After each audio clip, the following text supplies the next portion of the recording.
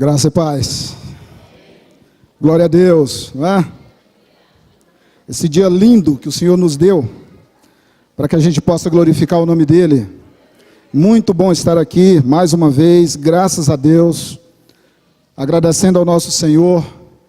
Jesus Cristo é o seu Senhor? Amém. É mesmo? Amém, glória a Deus. Você sabe que o entendimento dos homens de Deus, no Novo Testamento, era esse. A palavra Senhor no Novo Testamento aparece mais de 400 vezes. E a palavra Jesus Cristo aparece mais ou menos ali umas 20 ou mais. Por quê? Porque esse é o entendimento da igreja. Que Ele é o nosso Senhor. E quando a gente tem um Senhor, a gente deve a Ele obediência. Amém? Glória a Deus. Eu agradeço a Deus por essa oportunidade, agradeço também ao pastor e agradeço aos irmãos por estarem aqui hoje, para a glória do nosso Deus. Ele é digno de toda honra, de toda glória e de todo louvor. Abra sua Bíblia, por gentileza, no livro de Hebreus. Nós vamos partir do capítulo 11. Deixa aberto aí que nós vamos se banquetear ou se alimentar, não é? Nesta palavra viva, que é vida. Vida para aquele que crê, aquele que acredita, que confia no Senhor. Amém? O nosso tema hoje é fé, porque eu acredito que nós estamos vivendo os dias em que as pessoas estão crendo cada vez menos em Jesus, mas isso não tira o poder de Jesus e nem a sua glória. O fato de crer menos não tira o poder e nem a glória do Senhor. Ele continua sendo o mesmo Deus, o mesmo Senhor, fazendo tudo o que lhe apraz, tudo o que é da sua vontade, e ninguém pode impedir isso. Amém? Eu queria lhe fazer uma pergunta. Por que que você é cristão, meu irmão? Por que que você é cristão? Eu creio que você já deve ter ouvido isso de alguém. Eu também já ouvi. E as respostas são muitas. A gente dá várias respostas. Mas as Escrituras dizem que nós somos cristãos porque Deus nos escolheu antes da fundação do mundo. Que o seu Filho, Jesus Cristo, foi morto antes da fundação do mundo. Ele nos escolheu, por isso somos cristãos. Não foi nós que escolhemos Ele, foi Ele que nos escolheu. Antes que nós nascêssemos, Ele nos escolheu. Por isso somos cristãos. E eu queria dizer para você hoje algo importante. Você sabia que nós somos o único povo na terra, o único povo que conhece o que ninguém mais conhece? Ninguém na terra conhece o que nós conhecemos. Ninguém. Ninguém na terra pode o que nós podemos. Nós cristãos, que servimos a Deus, que somos filhos de Deus. Ninguém conhece o que nós conhecemos. E ninguém pode fazer o que nós podemos. Por quê? Porque ninguém tem o Deus que nós temos. Amém? Nós conhecemos o que vai acontecer conosco após a morte. Conhecemos ou não? Conhecemos? O Senhor disse que como seria? João 14, vou preparar-vos lugar. E quando preparar, voltarei e levarei, para quê? Para que aonde eu estiver, estejais vós também, disse o Senhor. E Ele também nos mostrou o céu por dentro, através do seu servo João. Então nós conhecemos o que ninguém mais conhece. Nós sabemos para onde vamos. Sabemos ou não? Sabemos para onde vamos porque temos um Deus que ninguém tem. Somos o único povo na terra que temos esse Deus. Então, irmãos, tenha certeza de uma coisa. Você é um cristão genuíno, verdadeiro, nascido de novo, remido, comprado por Jesus Cristo. Autêntico. Então, diga assim, eu sou um cristão. Eu tenho um Deus que ninguém tem. Identifique-se com esse Deus. Glorifique esse Deus. Exalte esse Deus. Honre o nome desse Deus, porque você é responsável por andar nas ruas da sua cidade, do seu bairro, e Cristo está em você, está em mim. E nós precisamos mostrar a ele e as pessoas. Então nós também podemos fazer o que ninguém pode. Nenhum povo na terra pode fazer o que o povo de Deus pode. Nós podemos parar uma guerra, sabia disso? Nós podemos parar qualquer exército no mundo. Nós podemos. Nós podemos entrar e sair no mundo espiritual. Podemos. O povo de Deus pode isso. Nós podemos resolver uma situação à distância. Nós podemos chegar diante do morto e dizer, vem! E ele vem. Vem. É por quê? Porque nós somos bons, bonitos, somos um povo educado? Não. É porque em Filipenses 2,9 está escrito, e Deus lhe deu um nome, que é sobre todo nome, diante do nome de Jesus. Se dobra todo o joelho dos que estão no céu, na terra e debaixo da terra. E toda língua confessa que Jesus Cristo é o Senhor, para a glória de Deus Pai. E Mateus 28,18 diz, e foi-me dado todo o poder no céu e na terra. Então, diante desse nome, nós podemos. E devemos fazer. Porque Jesus Cristo fez os sinais. E disse que nós faríamos. E maiores ainda. Olha como Jesus é humilde. Presta atenção. Presta atenção. Olha como Jesus é humilde. Imagina Jesus Cristo dizendo... Odilon. De João. 14:12 de João. Imagina Jesus dizendo, Odilon, você pode fazer milagres maiores do que o que eu fiz. Eu acho que essa humildade não está no coração de muitos homens hoje. Porque a tendência é, não, eu não, mano. Maior do que eu, não. Não é assim, não. Mas Jesus disse, Deus falou, se vocês crerem, se vocês crerem, verão a glória de Deus. Se crer, verá. Sabe quem vai ver a glória de Deus? Não é quem ora muito ou quem ora pouco. Não, é quem crê. O céu está aberto para aquele que crê. Os braços de Cristo estão abertos para aquele que crê, aquele que confia, que acredita. Por quê? Porque nós somos o único povo que pode entrar diante do trono de Deus e chamá-lo de Pai. Meu Pai. Nosso Pai. Corrigindo. Nosso Pai. Abba Pai, papaizinho. Nós somos esse povo.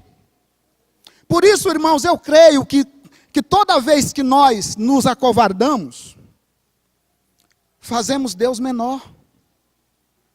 Fazemos Deus menor. Porque as situações vêm, elas se apresentam a nós. E qual é a nossa atitude? Imagina, eu gosto muito de falar de Moisés e de Josué. Imagina Josué numa luta épica, dizendo assim, se o sol se pôr, eu estou perdido. Ah, mas espera aí. Desde lá do Egito que eu vejo o grande Deus derramando a glória dele. Abateu todos os deuses do Egito. E o último era o Deus que protegia os primogênitos. E ele mandou dizer a Faraó, diga a Faraó que até o primogênito dele hoje eu vou matá-lo. E não voltou atrás. Imagina Josué pensando, espera aí. Esse exército aqui, esses inimigos é que vão me parar se a promessa... é que eu venceria todos? Não. Sol, detém-te em Gibeon, lua em Ajalon. Ponto. Enquanto os inimigos de Deus não for vencidos, o dia não continua. Oh, irmãos, que bênção. Não é verdade? E hoje, quantas situações destroçando as nossas casas, famílias, filhos. E nós, povo de Deus, parado. Sem ação. O nosso bairro, o nosso país, se estraçalhando. E o povo de Deus, que é o único que pode chegar e dizer, não. Nós temos um Deus. E vamos mostrar a essa nação que no Brasil existe um Deus todo-poderoso. E esse Deus habita na igreja, na sua igreja. Por isso, hoje eu quero que você saia daqui, meu irmão, com esta convicção de que você é um filho de Deus.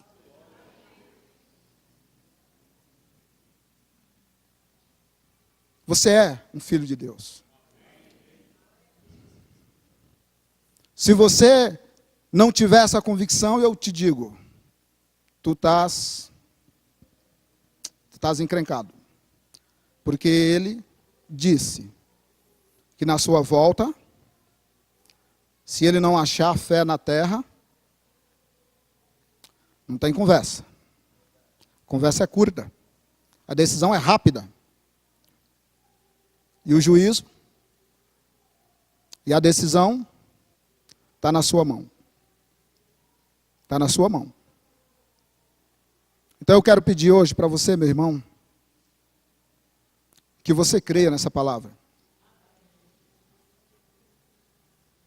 Que não faz 2, 3 dias que Deus colocou essa palavra no meu coração. O pastor nem sabe disso. Mas há muitos dias,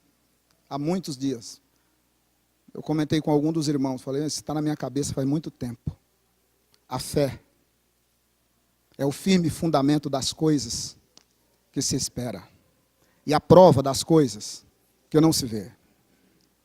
Mas antes eu pedi para você deixar aberto aí no livro de Hebreus, mas tem uma passagem que eu quero ler com você antes de começá-lo. Está em Lucas 8:12. É um aviso, porque aí você já vai ficar esperto. Lucas 8:12. Jesus está contando uma parábola, e ele dá uma informação que eu fico temeroso às vezes quando eu leio ela, e eu peço muito a Deus que me dê graça. Lucas 8:12 está escrito assim, amém? Diz assim,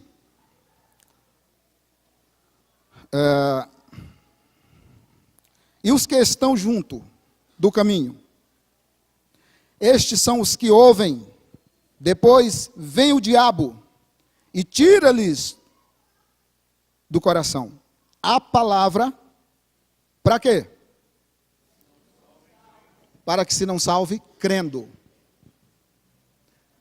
Jesus está dizendo que, na medida em que as pessoas vão ouvindo a palavra, o diabo vai tirando do coração. Para quê? Para que elas não creem na palavra e sejam salvos. Olha que coisa. Para que você não creia na palavra e sejam salvos. Por quê? Porque você é salvo pela graça, por meio da fé, e isso não vem de vós, é dom de Deus. Então guarde o seu coração nessa manhã. Abra, deixe ele como um barro mole para ser moldado pelo Senhor. E creia nesta palavra que não é minha, é do Senhor, o Senhor Jesus Cristo. Amém? Agora vamos voltar lá para o texto que eu citei primeiro. Por favor. Hebreus capítulo 11. Hebreus é uma carta que ela não identifica o seu autor, né? A gente não tem ainda a informação de quem escreveu essa carta de Hebreus. No princípio, quando foi fechado o cânon, que são os livros da Bíblia, que o povo judeu consideraram inspirado pelo Espírito Santo, e foi, porque o Senhor estava no controle de tudo, essa carta aos Hebreus, ela teve uma certa dificuldade em ser incluída no cânon. Por quê? Porque como ela não identifica o seu autor, eles passaram por um processo, né? E qual foi a aferição que eles tiveram para encaixar essa epístola aos Hebreus de maneira que ela fosse considerada pelos escribas lá, pelo pessoal que fecharam o cânon, como palavra de Deus? Qual foi o critério que eles usaram? Eles leram a carta e eles perceberam que ela, em absolutamente nada, diverge de toda a palavra, de toda a Bíblia. Na questão da santidade, do pecado, do nascer de novo, então, em tudo, quando eles leram a Epístola aos Hebreus, eles viram que ela era exatamente como as outras e eles concluíram que ela é sim inspirada pelo Espírito Santo. Além do mais, eu creio que o Espírito Santo estava lá trabalhando, porque o Espírito Santo é Deus, e nosso Deus é um Deus discreto, né? Ele faz as coisas de uma maneira maravilhosa. Amém? Então, ela é digna de toda a confiança. Amém? Então, vamos ler Hebreus capítulo 11. Nós vamos ler, a princípio, o versículo 1. Né? Diz assim: ora, a fé é o firme fundamento das coisas que se esperam, e a prova das coisas que se não veem. Eu queria falar um pouco sobre esse fundamento, esse firme fundamento. Todos nós conhecemos uma construção e sabemos que essa construção, ela não começa do piso para cima. Ela começa bem antes. Quem trabalha com construção civil sabe que a fundação, o fundamento de um prédio é mais importante do que aquele espigão que sobe. Porque se a fundação não estiver bem feita, não for uma fundação firme, certamente não suportará, cairá. Nós temos países hoje, como o Japão, que eles já estão fazendo prédios à prova de terremoto. Embora eu acredite que se Deus mandar o terremoto, não há prova que suporte. Mas tudo bem, eles estão fazendo. Eles estão colocando umas molas entre uma laje e outra, as colunas, para quando a terra tremer, o edifício se adequar àquilo.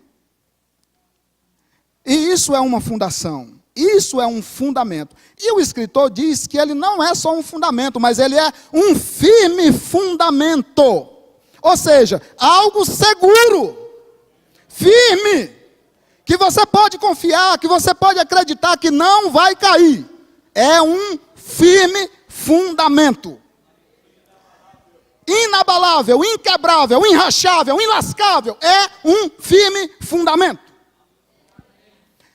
E esse firme fundamento é o que nós chamamos de fé. Ele disse: a fé é, não foi e nem será, ela é, verbo presente. Ela é o, ela não é um, ela é o, ou seja, o único fundamento, firme fundamento. Mas aí ele abre um leque muito grande, porque ele diz assim, das coisas. Jeremias capítulo 33, versículo 3 diz assim: clama a mim, respondeste-ei, te mostrarei coisas grandes que não sabes. Tem uma versão que diz assim, não sabes e não conheces. Coisas firmes, firme fundamento. Esse firme fundamento, o escritor aos Hebreus chama de fé. A fé é o firme fundamento das coisas. E aí, eu queria viajar um pouco nisso com você, meu irmão. Por quê? Coisas, que coisas? Que coisas? Por quê? Porque ela diz assim, é a prova das coisas que não se vê, mas se espera. Então é algo que eu espero, que você espera, que nós esperamos. E se nós esperamos, e a palavra é a palavra de Deus, o fundamento é a palavra de Deus, se eu espero isto, eu não vou ser enganado. Amém? Por quê? Porque não é homem que está me prometendo. Quem está me prometendo é Deus. E Deus não é homem para que minta, e nem filho do homem para que se arrependa. Ele é fiel e justo para terminar o quê? A obra que ele começou. Então eu espero algo, eu espero alguma coisa. E a base, a sustentação e o firmamento que está me fazendo esperar é o quê? É a fé. Então, o que ele está dizendo é, se você vai construir algo para Deus, a base dessa construção é a sua fé. Então aqui eu quero perguntar para você o seguinte: quem da sua família precisa se converter? Muitos, da minha também. Quem da nossa família precisa ser curado de uma enfermidade?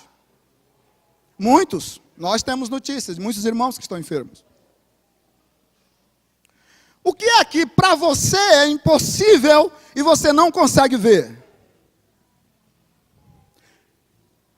Então os Hebreus está dizendo que existe um fundamento onde isto deve ser gerado primeiro.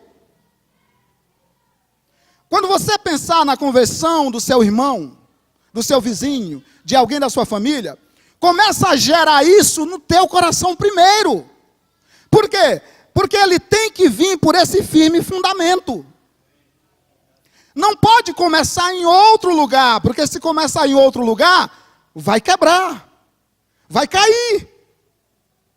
Então tudo começa a ser gerado nesse fundamento. Você vai ver a conversão daquele que você quer, primeiro no teu coração. Por quê? Porque você crê. E a fé é esse firme fundamento que vai dar sustentação à obra quando ela se manifestar. Então, se você não estiver crendo naquilo que você espera, e se a fé não for esse firme fundamento, provavelmente você não verá a obra pronta. Por quê? Porque o fundamento dessa obra é a fé. E se você não tem fé, meu irmão, também não tem obra. Porque o Tiago diz, a fé sem obra é morta. Uma fé morta não produz. Uma fé morta não anda, uma fé morta não faz nada. Por quê? Está morta? Está morta.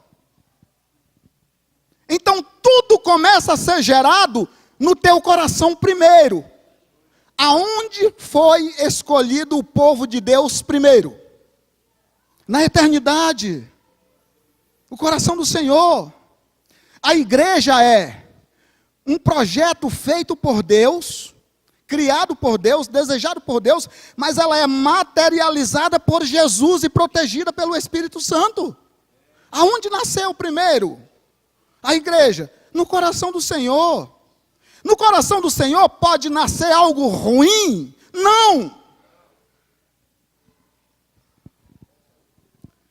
Por isso, tudo que você espera de Deus, para o louvor da glória dEle, tem que ter esse firme fundamento, a fé. Por quê? Porque ela é o que vai sobrar. É o que Paulo diz. Acabei a carreira. Ou seja, estou nos últimos minutos. Guardei o quê? Guardei a fé. Foi o que eu pude guardar de tudo que eu fiz. Foi a fé. Por quê? Porque tudo o que ele fez foi para Deus. A obra foi feita para Deus, através de Deus, pela vida daquele homem. E ele diz assim, eu guardei só a fé. Naquele grande dia, quando você e eu, quando a igreja se encontrar com o seu Senhor, o seu Salvador, Jesus diz assim, o meu galardão está comigo e eu vou dar a quem eu quero. Está comigo. Em Apocalipse está escrito isso. Galardão é comigo. É eu. Ah, mas o anjo não pode entregar o galardão? Não. O serafim, o querubim? Não, não pode. Miguel não pode? Não, ninguém pode. O pastor pode, o bispo pode? Não, não pode. Os apóstolos podem? Então, não, não pode. Por quê? Porque galardão para a minha igreja é eu, comigo, disse Jesus. É Ele que vai entregar pessoalmente. Hebreus, nós vamos passar por lá já. Está escrito. Então, a origem é a fé em Deus. É a fé em Jesus Cristo. Como nós queremos avançar? Para avançar precisa fé. Duas coisas que andam junto na vida do cristão: fé e oração. Ambas se alimentam retroativamente. E elas só podem vir até nós pela palavra. Não tem outro caminho.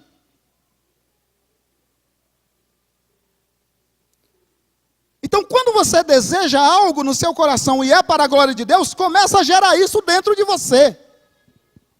Começa a crer que Deus pode, e Ele pode. Começa a crer que Deus sabe, e Ele sabe. Começa a crer que Ele quer que aquilo seja feito, e Ele quer. Porque a palavra de Deus diz que Ele é galardoador daqueles que o buscam. Se falta fé na igreja, a igreja não avança. Quer ver uma coisa? Eu até fiz uma colinha aqui, né? Atos 16:5. Vamos lá. Por favor. Atos 16:5. Olha que texto interessante.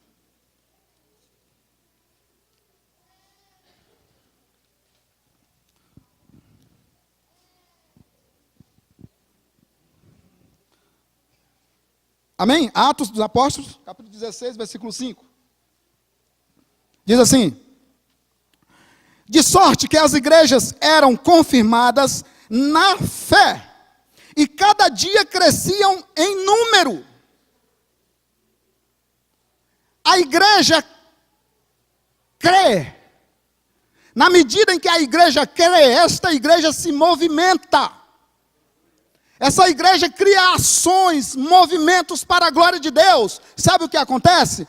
As pessoas veem isso. E eles começam a pensar assim: somente um povo que tem um Deus poderoso e bom assim, pode fazer isso. E isso atrai as pessoas.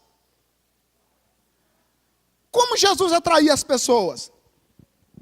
Era porque ele era bonito? A Bíblia diz que ele não tinha formosura.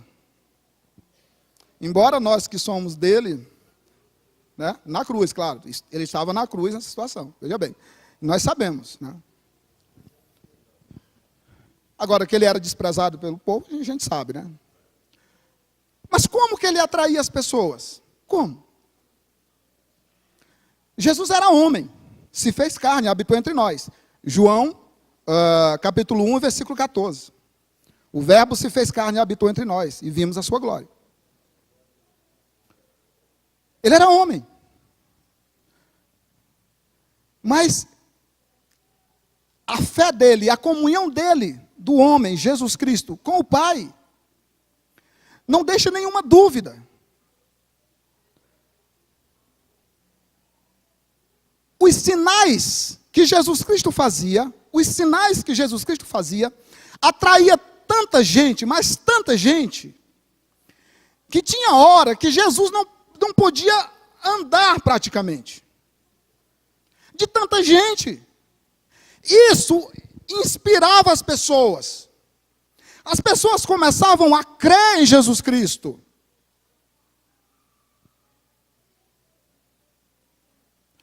E a igreja de Jesus, o que ela recebeu na terra? Eis que vos dou poder para quê? Para pisar serpente, escorpiões e toda força do inimigo.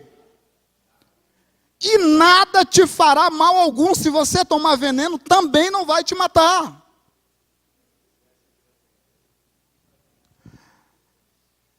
O inferno, ou as portas do inferno, não prevalecerão contra a igreja do Deus vivo. Não é o inferno que ataca a igreja, mas é a igreja que arrebenta as portas do inferno. Agora eu pergunto, uma igreja que não tem fé, uma igreja que não anda por fé, uma igreja que não crê no seu Deus, para onde ela vai? O que ela faz? Que ação ela exerce na sociedade, na sua cidade, no seu país? Uma igreja que não suporta passar por uma aflição sequer. E eu falo igreja, e eu quero colocar na igreja individual, em cada pessoa. Porque de acordo com a palavra, foi dito aqui, acho que pela Sônia, que a oração de um justo, ou seja, de um justificado pelo sangue, não é que pode muito, muito é muito, de um. Agora imagina uma igreja que crê em Deus, que tem fé em Jesus Cristo, de joelhos dobrados. Nós arrebentamos as portas do inferno e não tem diabo que resista. Nós somos esse povo. Nós somos esse povo que venceu a morte por Jesus Cristo. Sabe por quê? Porque as Escrituras diz que Ele matou a morte, Ele matou-a. Ela não tem mais poder sobre nós. A morte morreu. E o que resta para o povo de Deus? Ora, vida eterna. Vida eterna. Vida eterna para os que creem. A fé, o firme fundamento das coisas que se esperam. Eu acho interessante porque ele diz assim, as coisas. Irmão, eu não sei quais são as coisas que você espera, mas não está vendo. Eu sei das minhas. Mas eu acredito que, como eu, muitos de nós também esperamos. E ele faz uma alusão aqui, inclusive, à vida eterna. A vida eterna. Até agora, vivemos a vida eterna na terra, mas não vivemos ainda na sua plenitude. Por quê? Porque ainda falta o nosso Senhor nos buscar, para viver a plenitude da vida eterna. Mas o fundamento destas coisas é a fé. Então eu sou levado a dizer que quando ele chegar, e ele escanear o seu coração, e não ver fé, você deixa ele sem saída. Porque ele não vai contra a palavra dele. Então não perca essa oportunidade. Porque o diabo não quer que você creia. Porque ele sabe que um crente que crê em Jesus Cristo, ele não mede esforços. Ele busca aquilo que está longe. Ele vê aquilo que é invisível. Porque o fundamento da visão deste homem é a fé em Deus. Nós temos hoje no Brasil poucas igrejas que pregam a palavra de Deus. E eu não quero puxar a sardinha para a nossa congregação. Não, longe de mim fazer isso. Existem muitos outros homens de Deus espalhados pelo mundo. Muitos homens de Deus. Eu não quero aqui ser como Elias, dizendo que só restou ele. Não, Elias, você está enganado. Existe muito lá, é que você não sabe. Ainda existe 7 mil lá, que você não está sabendo, mas eu tenho, é tudo meu. Existem muitos homens de Deus hoje. Em proporções mundiais, talvez se tornem poucos.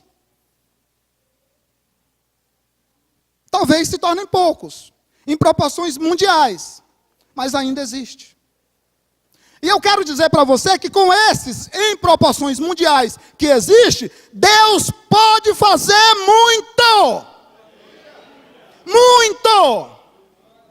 Porque o critério para Deus não destruir uma nação foi: se eu encontrar um homem na brecha, tapando os muros, eu não vou destruir esta cidade.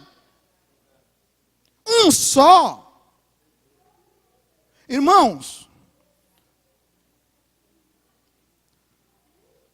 para ser homem de Deus, como diz as Escrituras, tem que abrir mão da própria vida. Não tem outro jeito. Não dá para você e eu ser homem de Deus, para você ser mulher de Deus, servir a dois senhores. Não dá. Não tem jeito. Ou você e eu servimos a Deus, movidos, levados, santificados pelo Espírito Santo, e somente a Ele, ou então estamos do outro lado. A Marina, minha filha, fala que quem não serve a Deus está para baixo. Quando ela fala para baixo, eu já sei. Está para baixo. Papai, está para baixo, viu? Eu já sei. Mas não é fácil. Não é fácil. Nunca você vai ver Jesus Cristo dizendo assim, lendo as Escrituras, você vai ver ele dizendo assim: eu pensei que fosse fácil. Não, não é fácil. Mas é possível. É possível. Por isso, ele nos ensinou e nos disse que é possível. Por isso, em Hebreus, aqui mesmo no capítulo 11 de Hebreus, está escrito assim, vamos lá de novo. Deixa marcado lá, porque a gente vai e volta, né? Mas tudo bem. Eu estou aprendendo com o pastor, assim, ele também faz isso. E às vezes... Hebreus 11, 6. Ora, sem fé é impossível agradar a Deus. Porque é necessário que aquele que se aproxima de Deus, creia que Ele existe e que é galardoador dos que o buscam. O que o escritor aos Hebreus está dizendo é que existe um critério para você se aproximar de Deus. Existe um critério. Que critério é esse? A fé. Se a gente não crê, não adianta se aproximar, nem se aproxima. Porque eu sou pai e eu sei que se eu falar para o meu filho de 8 anos, filho, eu vou te dar uma bicicleta, ele vai crer em mim. E eu ficaria muito chateado, muito triste, se ele falasse assim, papai, eu não acredito no senhor. Eu não acredito no que o senhor está me falando. Isso me causaria um impacto na minha alma. Talvez eu fizesse uma retrospectiva no meu conceito de pai. Deus, a mesma coisa. Como você vai se aproximar do seu pai espiritual, Deus, e dizer, Senhor, o meu filho está nas drogas, a minha mãe está desviada. Eu vim aqui pedir que o Senhor, por graça e misericórdia, alcance-os com salvação. Mas eu já quero lhe adiantar que eu não creio, eu estou apenas lhe pedindo.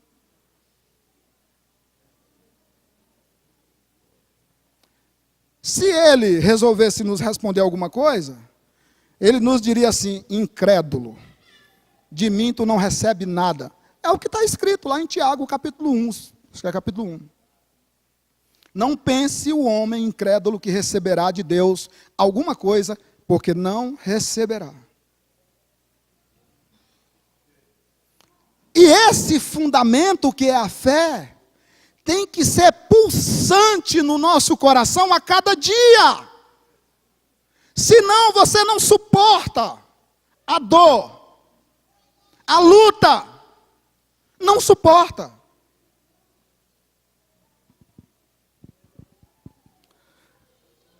Vamos para o versículo 3. Nós estamos em Hebreus 11. E aí, é o 2, eu vou para o 3 agora. Vamos lá. Pela fé entendemos que os mundos, pela palavra de Deus, foram criados. De maneira que aquilo que se vê não foi feito do que é aparente. Percebeu aonde a palavra nos leva?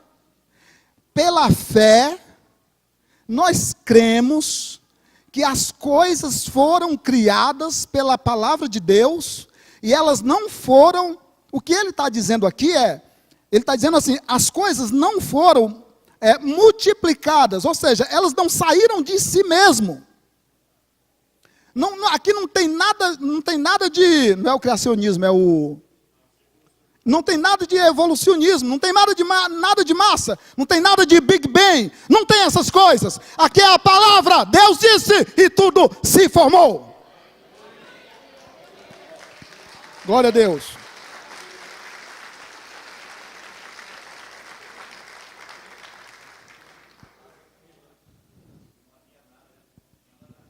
Esse verbo nada, no grego, é do ex nihilo. Ou seja, do nada, Deus fez tudo. Do ex nihilo. Do nada, Deus disse, haja. E tudo se fez. Oh, glória! Aleluia! Deus é poderoso.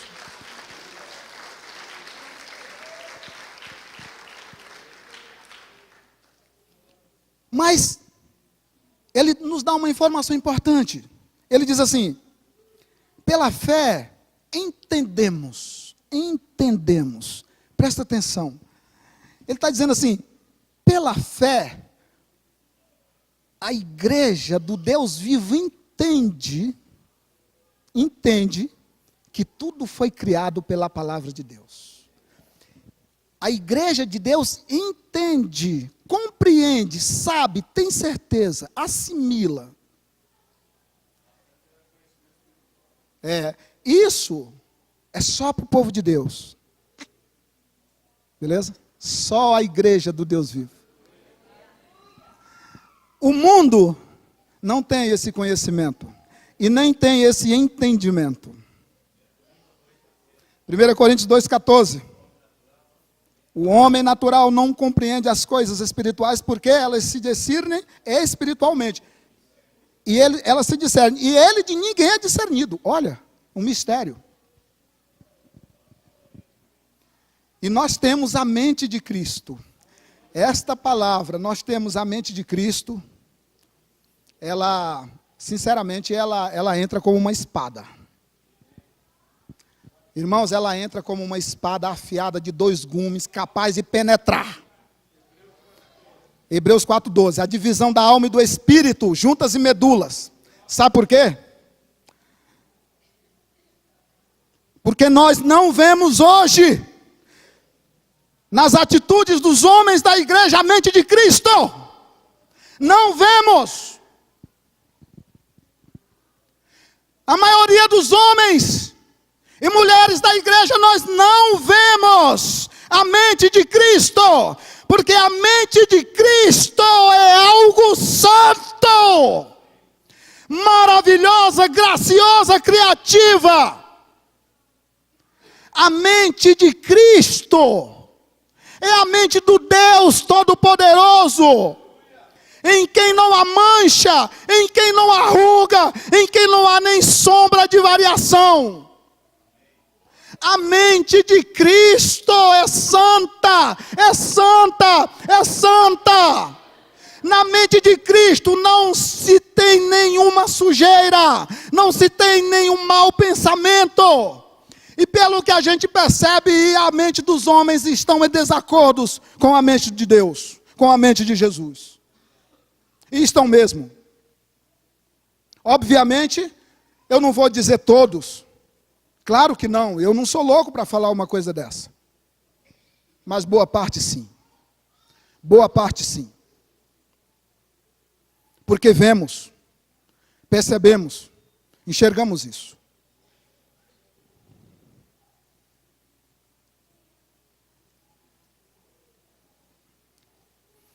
Mas ele diz assim, nós entendemos pela fé. Pela fé nós entendemos que os mundos, no plural, os mundos, meu irmão, os mundos, boa parte de nós já foi à praia, não já? Eu já fui pescador uma época, vivi da pesca, no Piauí, no Rio Parnaíba. Irmão, aquele mar, aquelas profundezas, tem um salmo, eu não sei se é o Salmo 18, que diz assim, o Davi clamou, eu acho que é Salmo 18, e Deus desceu para livrar Davi.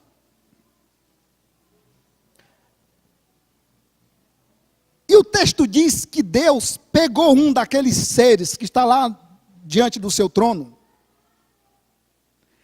montou nele e desceu, voou.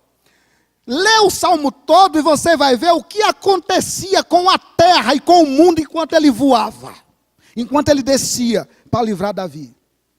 O texto diz que a terra se tremia, a escuridão se tremia toda, eles se desesperaram. Ele desceu para livrar Davi. Está escrito lá no salmo. Se eu não estiver enganado, é Salmo 18.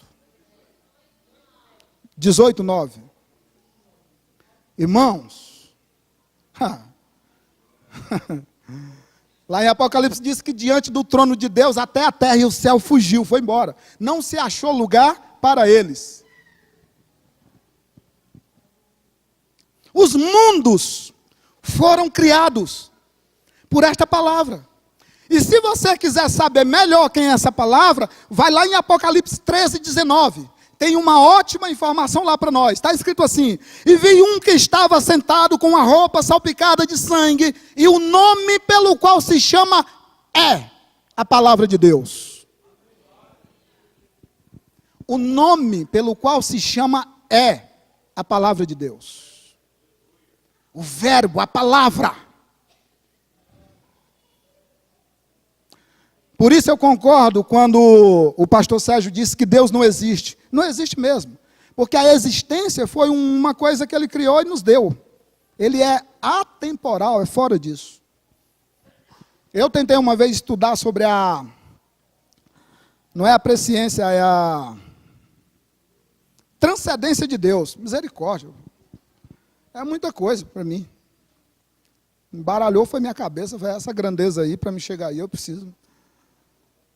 Deus, quando você lê, ele é onipotente, onisciente, onipresente, já chega, né? Não precisa mais. Né?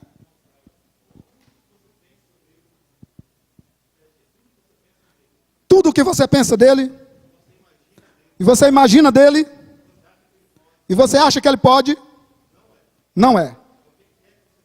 É o que ele quer que nós sejamos. É isso aí.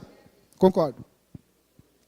Mas pela fé nós entendemos o quê? Que os mundos foram criados. Eu sei que o meu tempo aqui é curto, e eu já vou lá, quase chegando.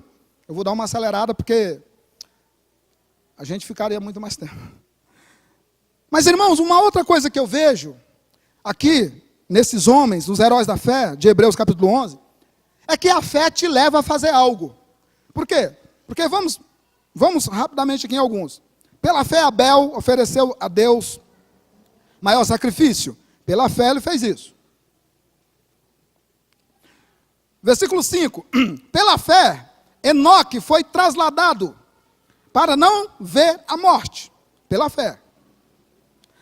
Versículo 7. Pela fé, Noé, divinamente avisado das coisas que ainda não se viam, temeu, e para a salvação da sua família, preparou a arca, pela qual condenou o mundo, e foi feito herdeiro da justiça, que é segundo a fé. Versículo 8. Pela fé, Abraão, sendo chamado, obedeceu, indo para um lugar que havia de receber por herança, e saiu sem saber para onde ia. Versículo 9. Pela fé, habitou na terra da promessa, como em terra alheia, morando em cabanas com Isaque e Jacó, herdeiros com ele da mesma promessa.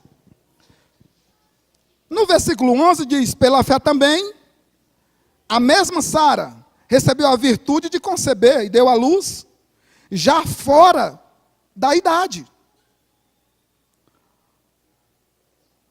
No versículo 17, diz, pela fé ofereceu Abraão Isaque. Quando foi provado, sim, aquele que recebeu as promessas, ofereceu o seu unigênito. E aí, quando nós chegamos no versículo 32, o escritor diz assim, e que me faz, e que mais direi? Falta-me o tempo. Então ele está na mesma situação que eu estou agora, né? Falta-me tempo. Não é? Ele disse, eu vou resumir, porque se eu for citar, é muita gente que fez grandes coisas pela fé. Então a fé, ela te leva a fazer algo para a glória de Deus. Então eu entendo que se nós somos cristãos e nos identificamos como cristãos e não estamos fazendo,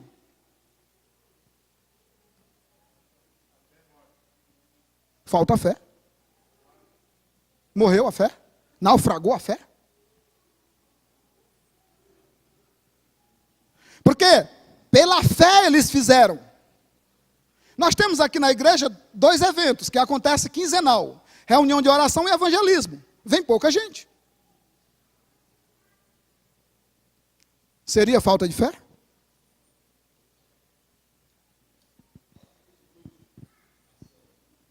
A fé te leva a ter atitudes.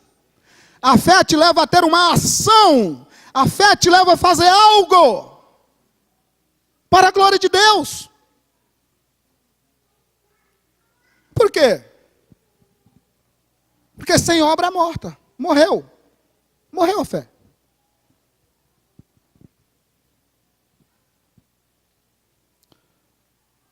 Eu entendo também que nós, como cristãos, servos de Deus, a nossa fé, ela tem que ser uma fé inteligente.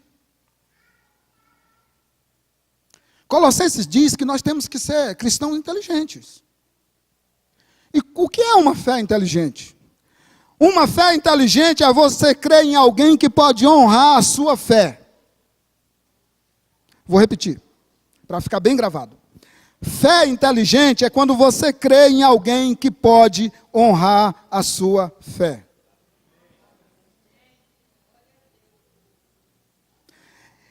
E quem é o único que se qualifica com esse esquisito aí de honrar a fé do seu povo?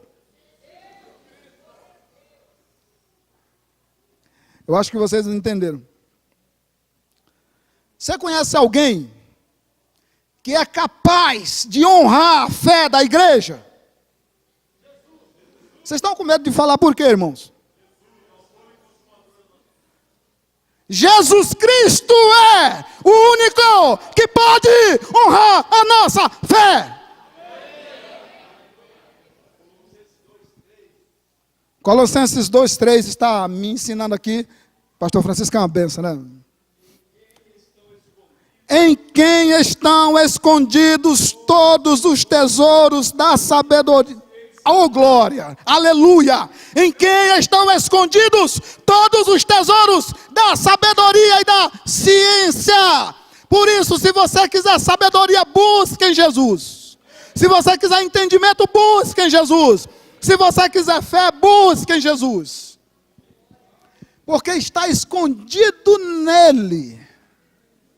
E somente o povo dele tem acesso a ele. Para nós, presta atenção, amado. Para nós cristãos, Jesus é o refúgio, o descanso e a fortaleza. Mas para o ímpio ele é uma muralha irresistível, inquebrável.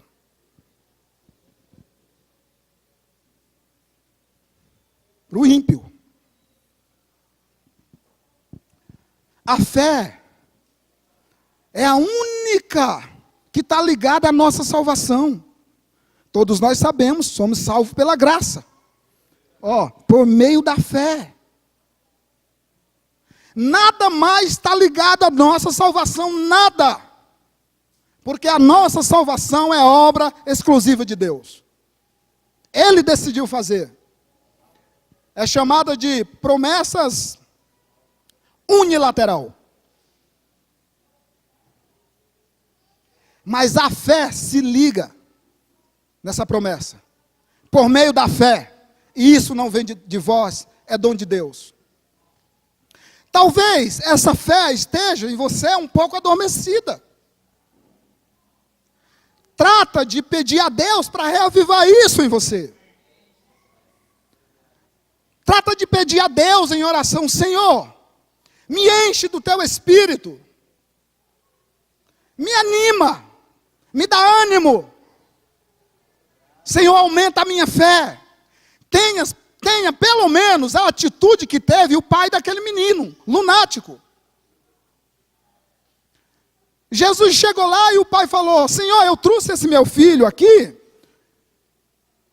para os apóstolos, ou pastores, não sei, ou o bispo, ou o diácono, ou o presbítero. Eu trouxe ele e não conseguiram não. Está do mesmo jeito, já oraram. Não teve jeito, não.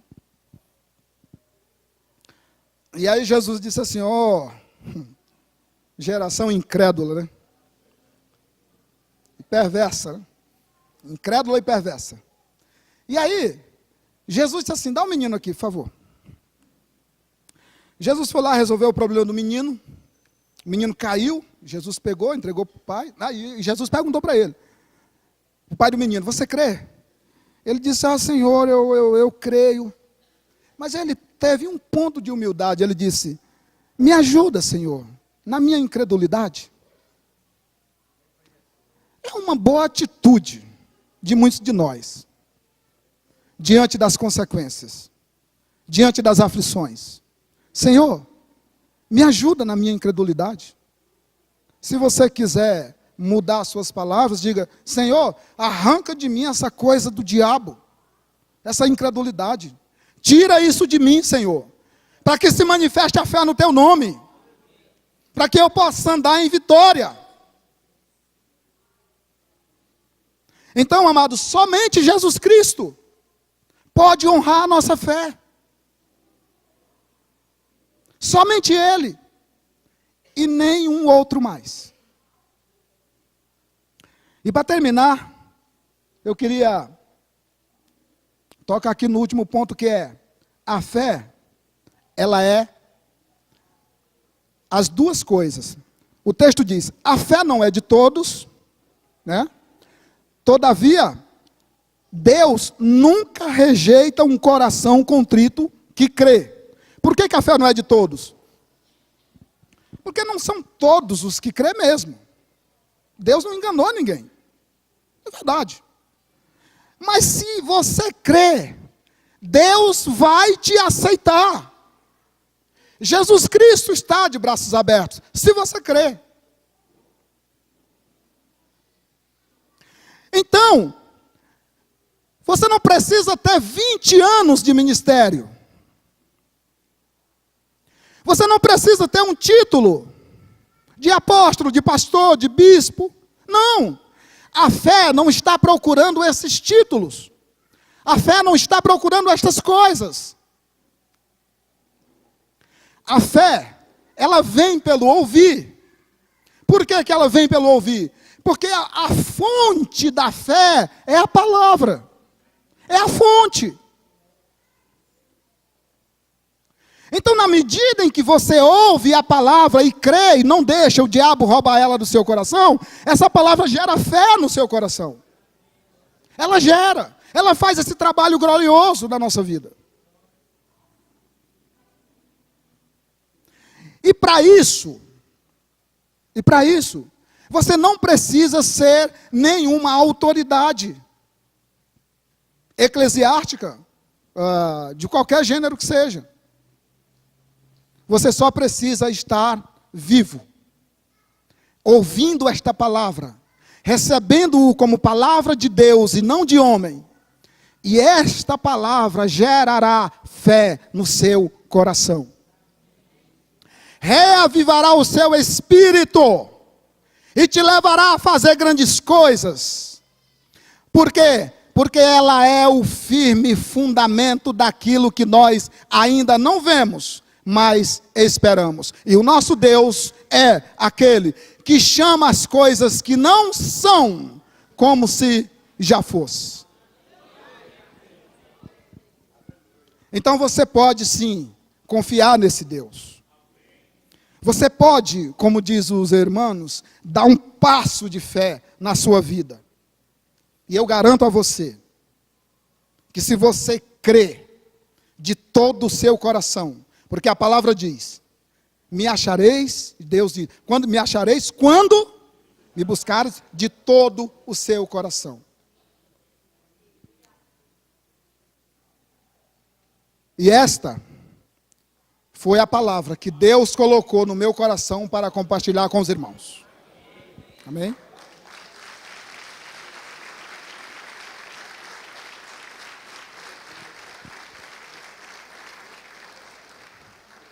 Glória a Deus. Deus abençoe. E à noite tem mais.